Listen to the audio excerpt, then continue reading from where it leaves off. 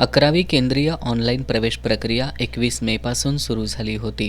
मात्र तांत्रिक बिघाड आल्यानं 21 आणि 22 मे असे 2 दिवस एकाही विद्यार्थ्याला अर्ज भरता आलेला नाही. 22 मे दुपारी 3पर्यंत संकेतस्थळ पूर्ववत होईल असं आश्वासन माध्यमिक आणि उच्च माध्यमिक शिक्षण संचालनालय कार्यालयाच्या वतीनं देण्यात आलं होतं. मात्र तांत्रिक बिघाड दुरुस्त न झाल्यानं अखेर ही प्रवेश प्रक्रिया पुढं ढकलण्याचा निर्णय घेण्यात आला.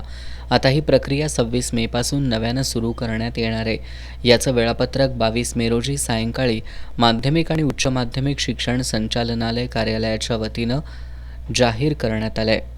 यानुसार 26 मे सकाळी 11 पासून प्रत्यक्ष नोंदणी आणि पसंतीक्रम नोंदवण्यास सुरुवात होईल. यासाठी 3 जून सायंकाळी 6 वाजेपर्यंत मुदत देण्यात आली आहे. त्यानंतर 5 जून रोजी सर्वसाधारण गुणवत्ता यादी जाहीर करण्यात येईल. 6 ते 7 जून या दरम्यान हरकती नोंदवणं आणि अर्जातील दुरुस्ती प्रक्रिया राबवण्यात येईल. 8 जून रोजी अंतिम सर्वसाधारण गुणवत्ता यादी जाहीर करण्यात येईल. यानंतर 9 ते 11 जून दरम्यान कागदपत्र अपलोड करणं, मूळ कागदपत्र तपासणी आणि प्रवेश निश्चित करणं ही प्रक्रिया पार पडणार आहे.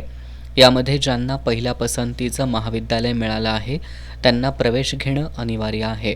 20 जून रोजी दुसऱ्या फेरीसाठी रिक्त जागांची यादी जाहीर केली जाणार आहे.